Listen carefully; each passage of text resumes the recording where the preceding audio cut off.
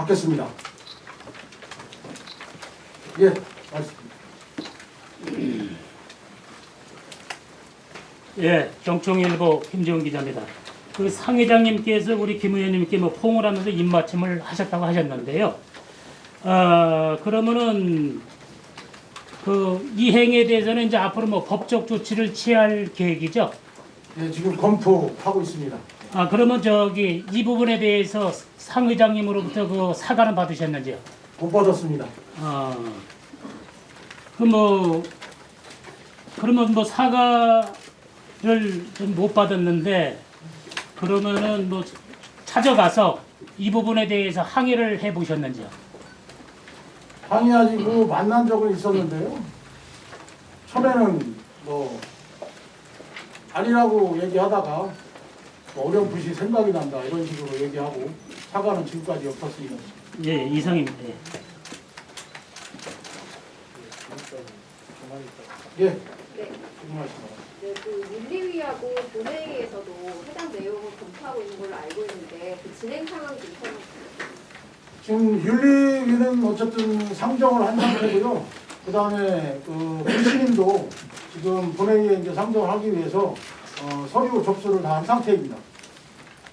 그리고 이제 19일 날 본회의에서 이제 다 진행이 될지 아니면 11일 본회의하고 14일 본회의가 있어서 아마 추 3일 정도에 이제 계속 진행이 될 예정입니다. 예, 송수환 의장님. 예. 그 같은 날 8월인데요. 시간이 지금 한참 지나고 그 윤호 의원 그 성추행 얘기가 나왔을 때 밝히시지 않다가 지금 갑자기 밝힌 이유가 뭐 따로 있으신지. 지금 보시면 알겠지만 성명서 자체가 국민의힘이 정치적 프레임을 씌웠다고 하고 있습니다. 사실은 저희는 아무 말도 안 하고 있었습니다. 계속 그 민주당 의원들끼리 이런 사고가 있어서 했던 부분이고 저는 잠깐 K 의원으로 그냥 거론만 됐었는데 이게 그 정치적 프레임을 씌우지 않고 있는데 이걸 정치적 프레임으로 씌운다고 해갖고 저희를 몰아가는 거에 대해서는 도저히 지금 두고 볼 수 없어서 이제야 이제 이렇게 진실을 밝히고 있습니다. 사실은 제가 이제 요 모든 게 행감이고 추경심의 조례안이 끝나고 나서 19일 이후에 하려고 했던 건데 이렇게 미리 하게 되었습니다. 예, 김정 기자님. 지금 그 회견문을 주셨는데요. 회견문을 주셨는데 회견문 내용에 대해서는 제가 별로 말씀을 드릴 게 없고요. 그것은 이제 윤리라든가 이제 모든 상황에서 하실 일이고, 여기 맨 끝에 보면은 술자리를 같이 하셨다고 그랬어요, 전부 다. 그렇죠? 예. 예, 그 술자리를 하셨을 때 우리 상 의장이 뭐 개인적인 어떤 뭐 윤리와 도덕적으로는 문제가 크게 있습니다. 그런데 거기 술자리에 참석한 여러 의원님들이 이게 이제 업무 추진비입니다. 업무 추진비는 혈세로다가 만들어진 거죠. 그런데 식사하신 것까지는 저희들이 크게 문제가 없습니다만은 술자리까지 하고 술에 취해서 이런 행위가 벌어졌다는 이 사실에 대해서 그 자리에 참석한 모든 의원님들이 좀 반성을 해야 될 것이다라고 생각하는데 어떻게 생각하십니까? 네, 그 사실은 그 회식 자리는 상정원 의장께서 저희 이제 연수하는 의원들을 격려한 자리였습니다. 그래서 술을 먹는 것도 이제 과하게 먹으면 안 되는 상황인데 어쨌든 과하게 먹고 이렇게 한 거에 대해서는 죄송하게 생각합니다.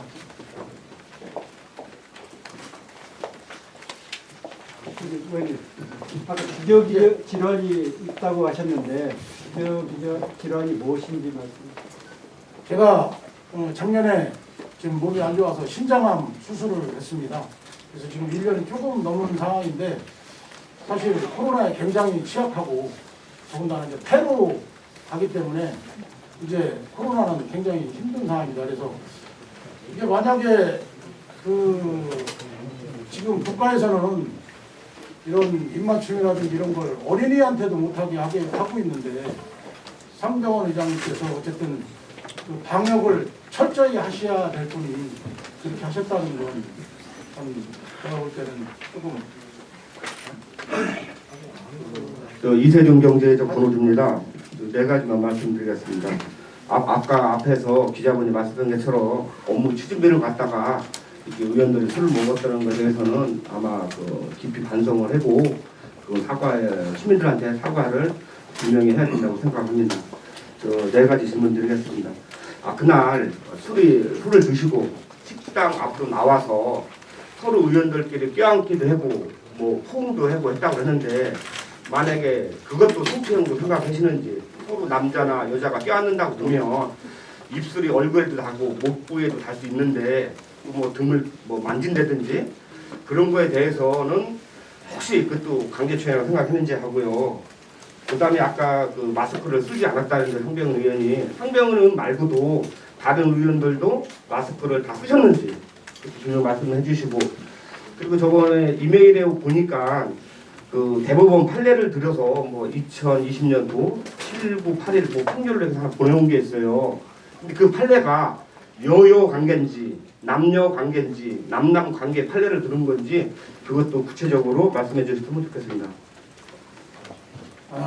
첫 번째 포옹이나 이런 거 한 거에 대해서는 그걸로 문제 삼지는 않았습니다. 분명히 아시다시피 지금 문제 삼은 거는 모 의원 이제 다 아시겠지만 그 의원 주요 부위를 움켜쥐는 거, 그 다음에 저한테 강제 어쨌든 뽀뽀를 입맞춤을 한 거에 대해서 얘기를 하는 거고요. 살짝 스킨십을 한 부분에 대해서는 저도 그렇게 과하게 생각을 하지 않습니다. 두 번째는 뭐 말씀하셨죠 지금? 마스크. 예, 마스크 그게 밖에 나와 있는 상태라 안에서는 마스크를 써야 되는 게 맞지만 야외에서는 마스크를 벗어도 되는 그런 말하자면 법적으로 계속 실제 밥 먹고 그러면 다 마스크 쓰잖아요. 사실. 예. 밥 먹고 할 때는 다 마스크 예, 밥 먹고 나서 이제 나와서 밖에 나온 상태라 마스크를 벗고 있었습니다. 야외라. 그러니까 그게 아까 마스크 꼭 위반으로 저는 마스크법 위반이라고는 안 했습니다. 코로나로 인해서 그 방역법 위반이라고 했습니다. 저한테 입을 맞춘 게 어쨌든 침이라는 게 이런 게 묻어 있을 수 있으니까. 그다음에 아까 말씀드린 그 법에 대해서는 잠깐 우리 이소희 우리 의원님한테 좀 이제 말씀을 드려도 될까요? 마이크 좀.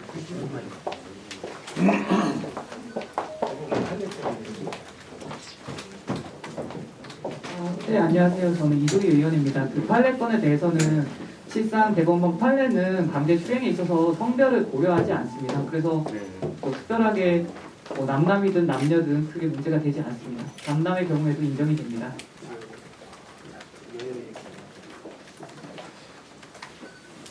예.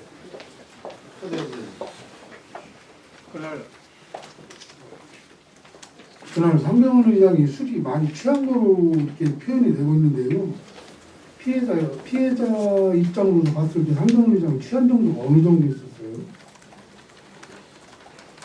사람 알아볼 정도는 됐습니다. 예. 그럼 많이 취했다는 얘기예요. 네네. 많이 취했는데 사람 알아볼 정도는 됐습니다. 아까 여러 기자님들이 말씀하셨다시피 의장 업무 추진비도 전부 시민 혈세예요. 병력차 의장이 가서 추태를 부렸다는 것 자체도 문제지만 그 자리에 함께하고 동조했다는 의원들 전체 책임도 있어요. 그죠? 앞으로는 이런 자리를 좀 가려서 하시길 바라고요. 지금 뒤늦게 김 원내대표가 이 문제를 들고 나온 진짜 본 속내가 뭐예요? 제가 말씀드렸던 대로 진작했어야죠. 진작이 한 게 아니라 어쨌든 지금 사실은 경찰에서도 계속 주시하고 있고요.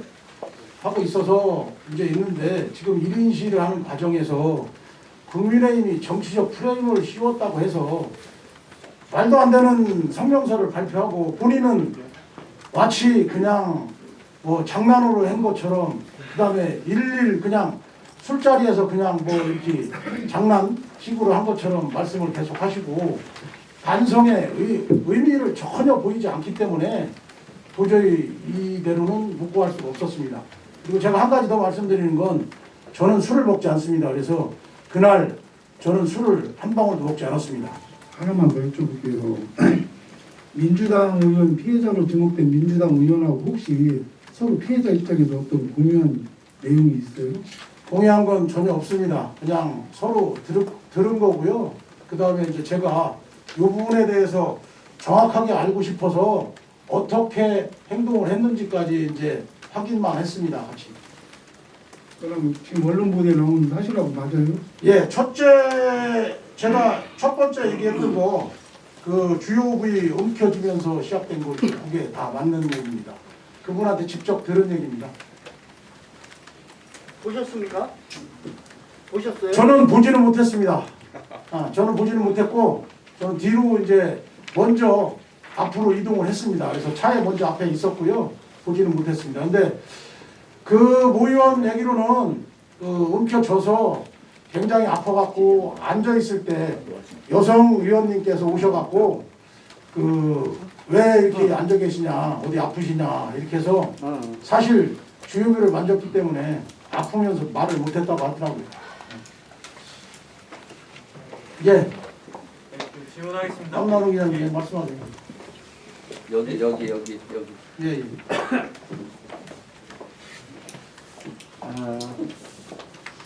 그 윤리위원장 네. 지금 윤리위원장으로서 윤리위원회에서 만약에 이 문제를 다룬다면 어떤 식으로 다룰 것인가 좀 궁금하고요. 또 하나는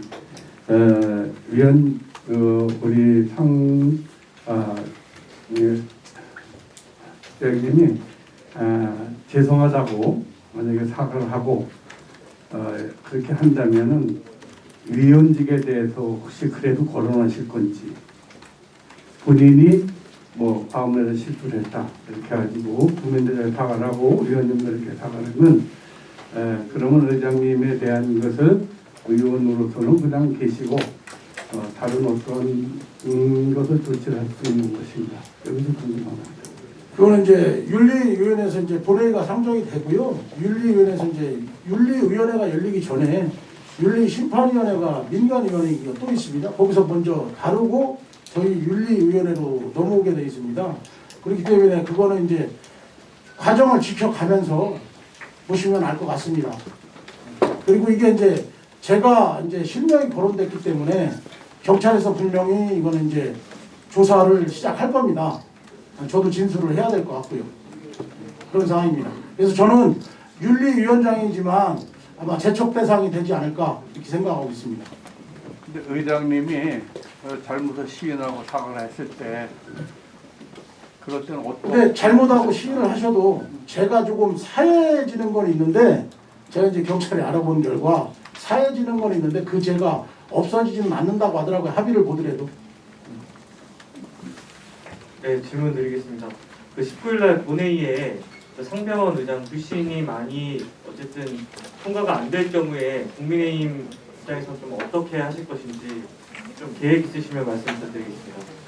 이제 아까 말씀드린 대로 제가 이제 어쨌든 그 경찰 수사에 이제 응하고 이제 진술도 하고 이렇게 하면서 지켜보려고 하고 있습니다.